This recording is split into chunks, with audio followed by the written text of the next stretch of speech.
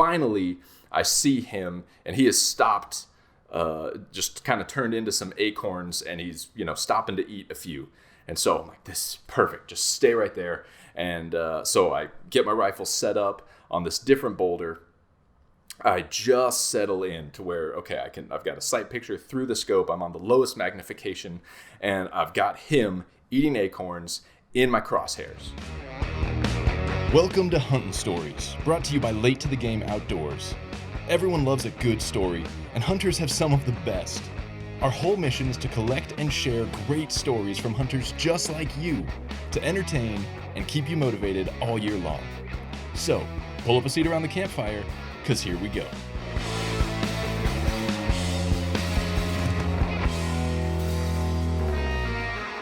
What's up, everyone? Welcome back to the Huntin' Stories podcast. Today I have the story of what is to date the closest encounter I've had with a bear during bear season. Just needed a few more seconds, but we'll get to that later. This basically encompasses all of early fall bear here in Arizona. So if you're not from Arizona, not familiar with the regs, never hunted bears, it kind of just, all the units are on this chart, and they open for early bear. They open somewhere in August. Some units open early August. Some open like mid-August. And then they're open for a couple weeks until the sow quota is met, and then they shut down. And then as long as there's still a few sows left on the annual sow quota, they open back up in October. So for this early August hunt, I sort of teamed up with my buddy Josh Kirchner from Dialed In Hunter. He's been on the podcast a couple times. If you don't already, you should go give him a follow. Check out his site. He is an awesome dude, extremely knowledgeable hunter, very successful bear hunter. So I was beyond pumped to be teamed up with him. But our season begins all the way back. This might have been late July as we were trying to prepare for the early bear season. And there was this spot he had picked out that he had kind of been keeping an eye on, but had never actually been into, and wanted to do a backcountry bear hunt, which in Arizona in early August is a very risky maneuver, but it was just kind of a new challenge we wanted to try. So we went one morning to try to take just a quick scouting trip. And it was supposed to be park at the trailhead 3 miles in, and it's a couple thousand feet elevation gain, so it wasn't going to be an easy hike, but fairly short, and then just confirm some glassing points, a spot for camp, confirm that there's water back there, the biggest thing in Arizona in August, and then hike back out. So 6, maybe a 7 mile day. Turned into an absolute death hike. By the time we got to what should have been 3 miles, it was closer to 4. And then as we checked on a couple glassing spots and sort of picked apart the country and tried to sort of make a plan for where would be some good strategic spots to be, then we had put in, closer to 5 miles. And then we still needed to go down. There were kind of a few springs marked on the map. We just wanted to confirm that they were there and they had water, because there's no way we wanted to haul a weekend's worth of water on our backs, along with camp and everything else. And so we go down, and it becomes this nasty, thorn-ridden jungle for some unknown reason. I think I was just thinking of the potential heat. I decided to rock a t-shirt that day instead of my usual long sleeve merino stuff. And man, my arms have just stopped being torn up from that. I got eaten alive. And we confirmed that there was no water actually down there where there was supposed to be. And at that point, as we were down by where there was no water and we were debating, should we press on? Should we check what's, the next spring on the map, or just get ourselves out of there, is when I finally dropped my pack, checked my water bladder, and realized I was just about out of water. So I had burned through, I had almost 4 liters with me, and I had burned through just about all of it. And now there was no water, and we had at least 4 miles back to the trailhead. Long story short, it was hot, it was miserable, my muscles were starting to cramp, which is what always happens to me when I get dehydrated, which happens regularly. I'm still figuring out how not to do that. And eventually we were kind of finally coming down off the vertical part, making our way back to the trailhead, and we deviated to where this creek that is dry runs through, and found this one stagnant, nasty pool that was just full of tadpoles and gross. It is by far the grossest thing I've ever thought about drinking water from. but I had my little Sawyer squeeze filter with me and just thought that why not test it? Let's just see how good this filter really is. And so I filtered a couple bags worth into my bladder. It tasted a little different than any water I've ever had before, but was perfectly safe. Like, never had any digestive issues, just went on about my day, and it probably saved my life because I was pretty far dehydrated at that point. We still had another 3+ miles in the heat to get back to the truck. So we ruled that spot out. We were like, forget that. We're not going there. Let's go to a different place, which is a shorter hike, but still opening early, and we can just haul in the water that we need for what ended up being a quick overnight trip. Like, the season opens Friday, so we hiked in Thursday afternoon, stay the night, hunt all of Friday, and then come back out in the dark that night, or sooner, should a bear be shot. That trip we arrived for, super pumped. It is 101 degrees at the trailhead, and it's like 3 o'clock in the afternoon. So the absolute worst time to try to climb over 1,000 feet up a mountain. And we're hauling in, like, we have everything loaded up in our packs, and we're just physically carrying water.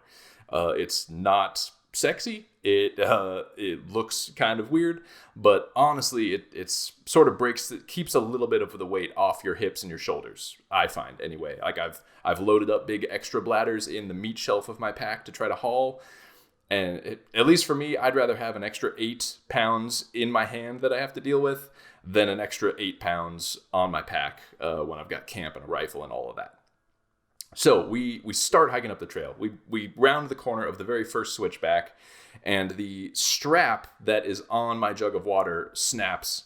The jug falls and lands at just the perfect angle on a rock that I punch a hole in the bottom of my jug of water.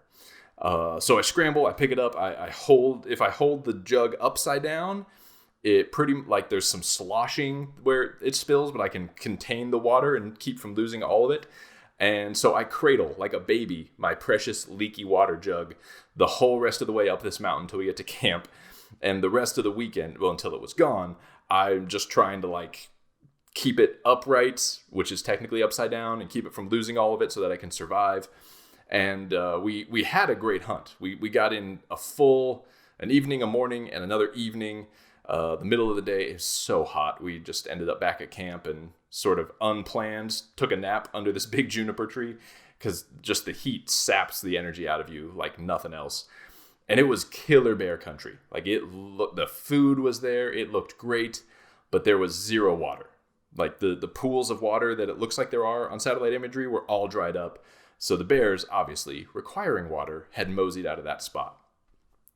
So good fun weekend, hanging with a buddy, seeing some country, testing ourselves in the heat. But we hiked out in the dark, drove back home, and just decided we were going to wait till the later early season, which only makes sense if you actually keep track of the bear hunting calendar around here. But opening weekend, totally different part of the state of the slightly later August bear season. We were going up as a group. And so Josh, my buddy, has this sort of tradition that's been going on for years with his brother and a couple other old friends that they all, like, wherever they are in life, whatever they're doing with hunting, they converge on this early bear camp in this one spot. And they were gracious enough to invite me in. So I was humbled and honored to be there. And I managed to somehow get there first. So they were kind of all trickling in over the course of, like, early morning Friday before it opens, or I think somebody showed up Saturday, like, just whenever they could. But somehow I got out of work earlier than expected, got up there, claimed a camp spot. And while everybody else was still sort of on their way, I just decided, well, I'm going to just hike out of here and do some glassing for the evening, just to, if I can locate a bear Thursday night, I'll just be back in that same spot Friday morning, and in theory, he'll be around. And sure enough, as I was out there, I saw a fleeting glimpse of this beautiful color-phased bear. Like, I was just kind of free-handing the glass, and I'm looking down in this canyon area. And just as I'm, like, seeing this, because mentally I know that bears around here come in all sorts of colors, but at least I think a lot of people, at least me, I'm just, like, mentally looking for big black blobs of dark black bear. And so as I see this thing and I'm confirming, like, is that moving? Yeah, that's moving. And the legs are dark and the body's light. But like, those few seconds of like, what is that? And just as it's hitting me, like, that's a bear. I hear something in the bushes right behind me. And so I can't, like, instinctively, I can't help but I turn and look. There's nothing there, of course. And as soon as I turn back into the glass, right on that same spot, the bear is gone. But I was like, this is how it's supposed to work. This is textbook. You show up the night before the hunt, you glass up a bear, you go back opening morning, you shoot that same bear. It's gonna be cookie cutter. It's gonna be storybook. And sure enough, next morning, no bear. But we spent, Josh and I, and then, a couple others, we spent that whole weekend, Friday all the way through Sunday, morning for hours and hours, like well into the time where you're like, it is so hot. Even I don't want to be out here and I don't have a fur coat on. Surely the bears aren't doing anything.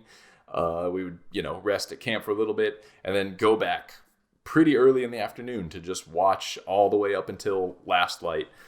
So we put in the time, we put in the hours, and it was just a long slog, a long 3 days without any, well, I should take that back. With my bear sighting on Thursday, Saturday evening, Josh and I are riding out a thunderstorm. Like, we've gotten to our glassing spot. We pretty much just got set up and we're just starting to glass.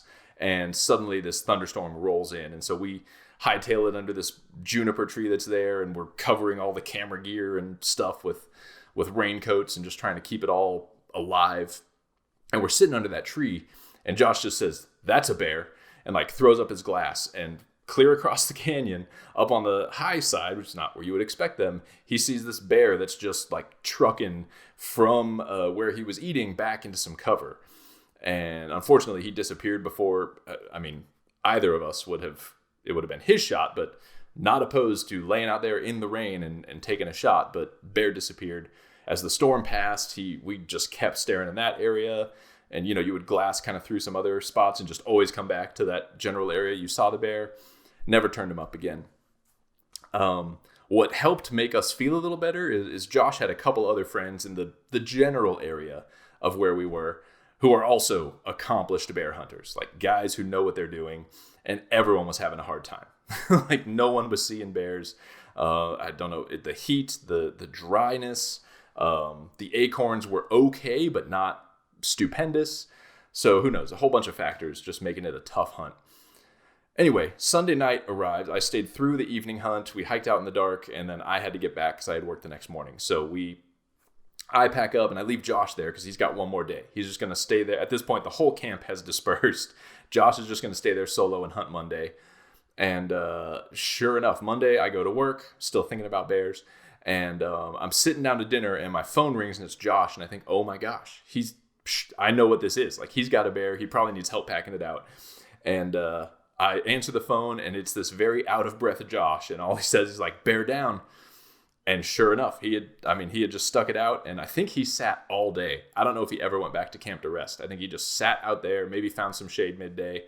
But early evening, this bear steps out, and he's able to just sling up his rifle and make a perfect shot and drop the thing.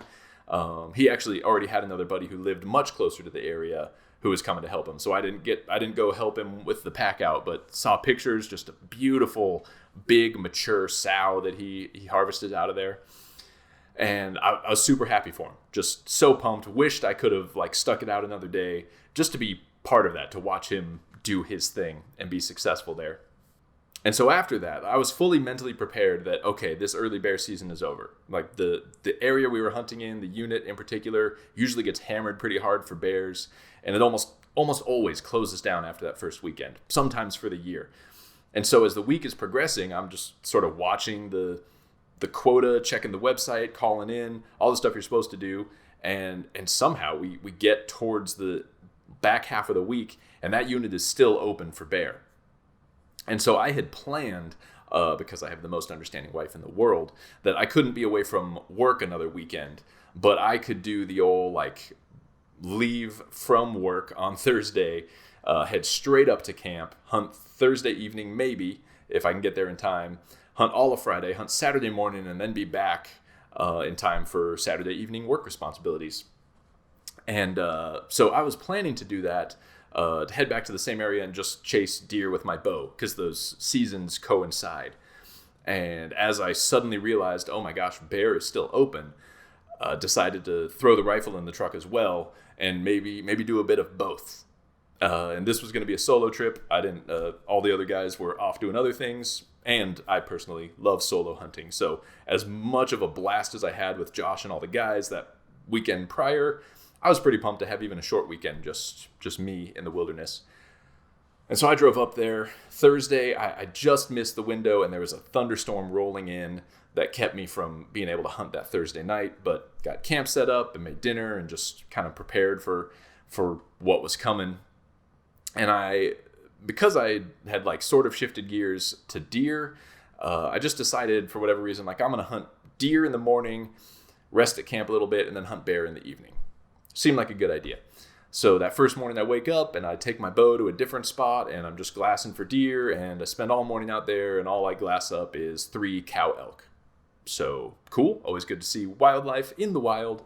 But nothing much happening for deer hunting. So I went back to camp, tried to take a nap, but I was just like, especially since my buddy had just harvested a bear, and I was going to go sit just kind of right where he was. Honestly, it was almost like I couldn't see, but was just sort of around the bend from the carcass of his bear.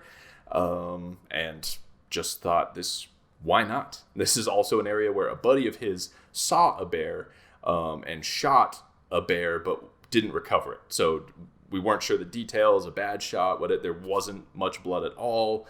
So who knows? But this spot kind of a little further away from where we were hunting most of the weekend prior. I'm just going to sit there. There's been bear activity. And so I'm just laying there so excited that I finally decided, like, this is dumb. I'm just going to get there. So I got there super early, like 2 o'clock in the afternoon early on an August day where it was pretty sunny and at least 90 degrees. Not a high likelihood of bear activity. But I post up, and this time, I hadn't done this all the weekend prior, and I should have. I'm going to do it from now on. But like most guys who have been through hunter safety, I walk around, and my rifle is attached to my pack, and I've got the 3 bullets in the magazine, and nothing in the chamber. It's the safe way to walk around. And what I would typically do is I would just get to the glassing point, dump all my gear, set up in glass. I would detach my rifle from the bow, but I wouldn't like lock and load. I wouldn't get it ready. And this time I don't know if I was just so expectant to see a bear that I'm like, no, I'm going to be as ready as I can. So I had kind of this boulder that I thought this will be my shooting spot, and my pack is laid up, and I've got one jacked into the chamber, and the safety's on, but all I have to do is set up in a shooting position, flip the safety off, and let her rip. And so I'm just sitting there and trying to hide in the shade during the hottest part of the day, and glassing, and then looking with my naked eye, and especially for bear, and probably for most animals, just because my eyes get tired behind the glass, I'll kind of do a whole grid of the area, and then I'll stop and I'll just kind of scan with my naked eye for a little bit. Bears especially just kind of pop out from the scenery that they're in typically, and then go back to glassing. And so I'm doing this back and forth thing. And it's finally getting to like 4:30, 5 o'clock. The bottom of the canyon I'm sitting on is finally starting to get some shade. And I'm just sort of sitting there kind of scanning the hillside, and suddenly I pick up some movement, and in the bottom of this canyon is this bear.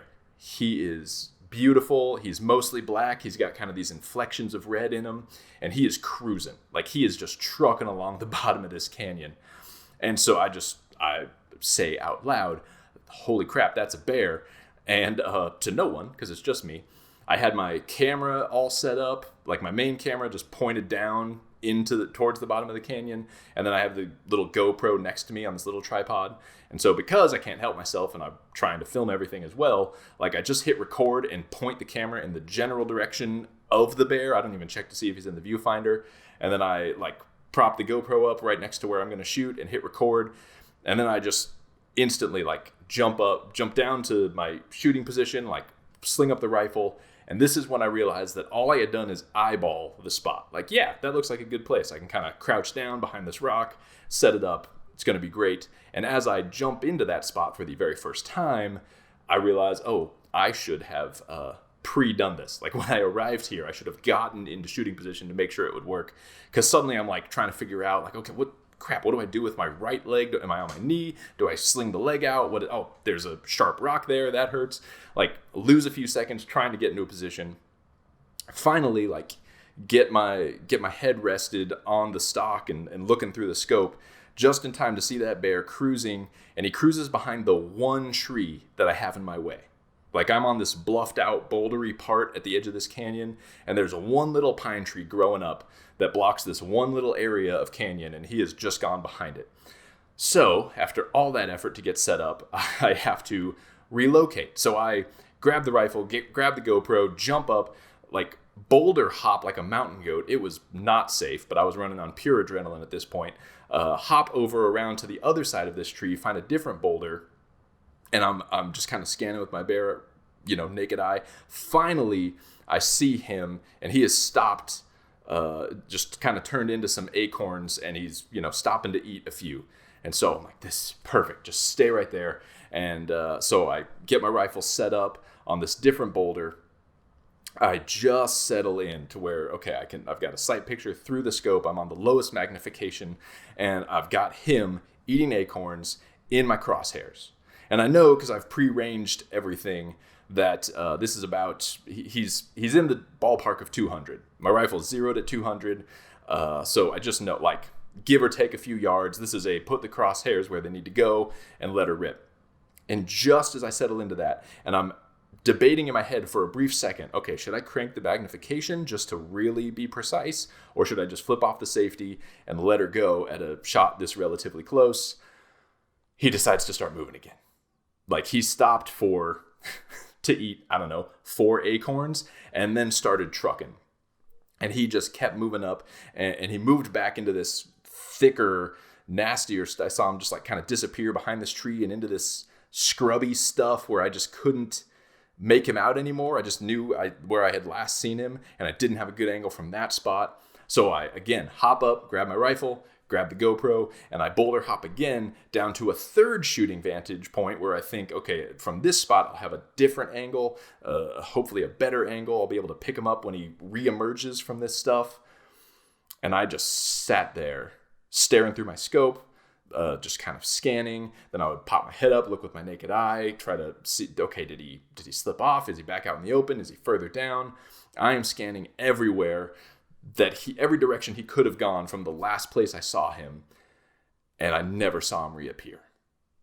I don't know where he went. I don't know how at the rate he was moving from the time I saw him till the time he disappeared, he was probably already, a half mile down the canyon. This bear was cruising. And I never saw him again. And so I was, finally sat down, caught my breath, tried to figure out what just happened. I texted my wife. I texted my buddy Josh. He fired back because he's a great bear hunter. He's like, dude, that bear's got to be around there. If you got a predator call, blow on that for a while. Maybe we'll get him to come back out. I thought, why not? What do I have to lose? I'm all alone here in the wilderness. Why not try to call a bear into me? I blew on that for a little while and never saw him, never saw another bear. Nothing came out. And the rest of the evening, nothing reappeared. So I went back to camp. Part of me, the pessimist in me, wanted to be frustrated. Like, man, I just needed a few. If he had just stopped, if he had stayed there to eat 3 more acorns, I could have gotten a shot. But after 3 years of bear hunting, where I've talked about my bear curse before, where something always goes wrong, having the only bears up until this bear that I had seen in the wild, other than this hunt, in the previous years, the only bears I had seen have been out scouting for other things when it's not bear season. I don't have a tag in my pocket. I just run into oh, there's a bear running away. Cool. This is the first actual close encounter. It is open season. I have a tag. There is a bear in my crosshairs. That is progress.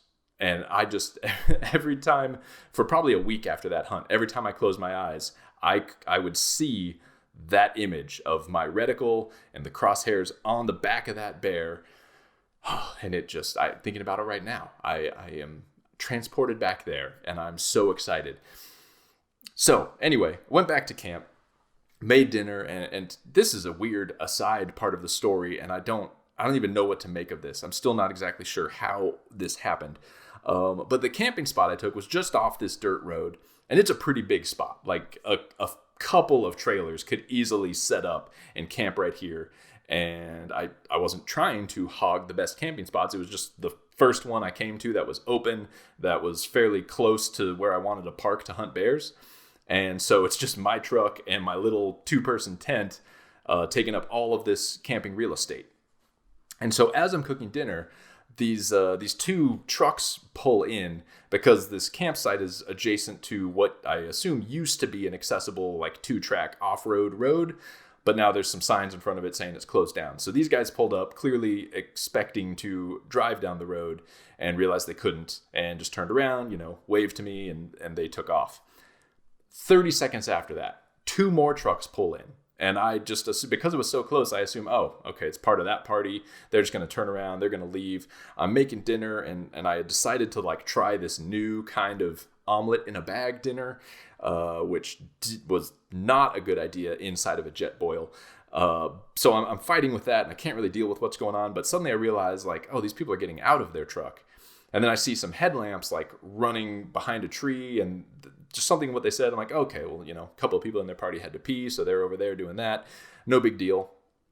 And I'm still making dinner and fighting with it, and I start to think, like, I'm hearing like the sound of camp setting up.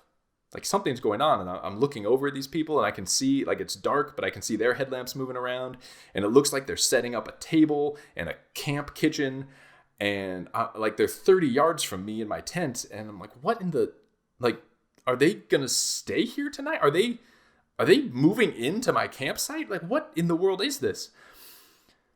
And I'm still making, like, by the time I finished making dinner, where I could leave my jet boil and figure out what's going on, like, they are fully, like, they're already cooking.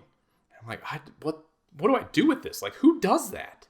Who just like moves into a camp spot? And at first I thought, like, maybe they didn't see me, though I had made a concerted effort. My headlamp was on, and so I kept looking back their way, pointing my headlamp at them, like, surely they're gonna know. Once I was done cooking, I just kind of like made a point to get a couple things out of my truck, slammed the door loudly, like, hey, somebody's here. I don't really want to have a confrontation with you, but what's going on? They never acknowledged my presence at all. They just like set up camp, fired up some country music on a loudspeaker, and I'm sitting there like, oh my gosh, I'm here solo. I don't want to deal with this. I am just dog tired. And so I decided, like, I toyed with the idea. I was going to pack up camp early the next morning, like before I left for hunting, just so that I could hunt as late as possible, and then just hightail it back to the truck, hop in, and drive home. And I thought, like, man, should I pack it up tonight? Just go sleep in my truck by where I was parking for hunting. Ultimately decided, like, I'm just so tired. I don't even care. I'm just going to crawl into my tent and hope that they're not weirdos or serial killers. But I fell asleep in a few minutes. At 2 a.m., one of their trucks left. The other one was still there when I woke up. I have no idea what their deal was. It was 2 young guys, 2 young girls. Godspeed to them. But we shared a campsite. Evidently, that's the thing that happens now because we live in total anarchy and there is no more decorum. Anyway, next morning, I went back to that exact same spot. Like, that bear was there.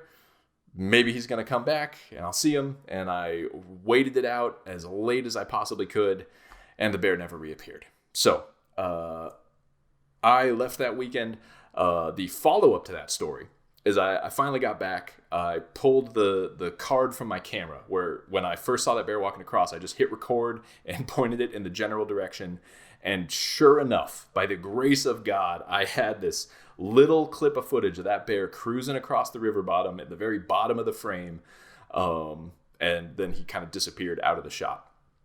And so I sent that footage over to my buddy, like, hey, I got him on camera. Here's the bear I saw. And he immediately fired back a text. He said, is that bear limping? And I wrote back, like, I kind of thought so, but I haven't looked at enough bears in the wild to be sure. I didn't know if it's sort of like a gallopy run sort of thing. He's like, dude, that bear is limping. That has got to be the bear that my buddy shot and didn't recover earlier the weekend prior.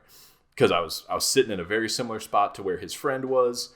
The coloration was right. This bear certainly looks like, I mean, he's moving pretty good. He's going to be fine, but certainly looks like he's got, a leg is hurting him. Oddly enough, it would seem all signs point to my closest first real chance at a bear was oddly enough this bear that a friend of a friend hit and couldn't catch up to, obviously, because he was fine and still running around just the weekend before. So small world, weird stuff. And of course, after that weekend, the unit did close down, but it is going to reopen again in October. And so I am heading to Colorado to chase elk with my bow in just a little over a week. Come back from that, got a little downtime, and then I'm going to be back up there opening morning of October, probably sitting in that same spot, unless I can scout out and glass up some bears in a different spot.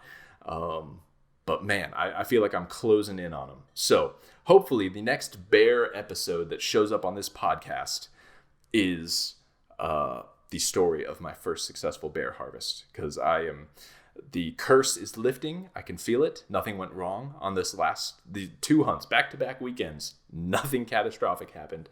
And I'm getting closer. So zeroing in on them, it's going to happen.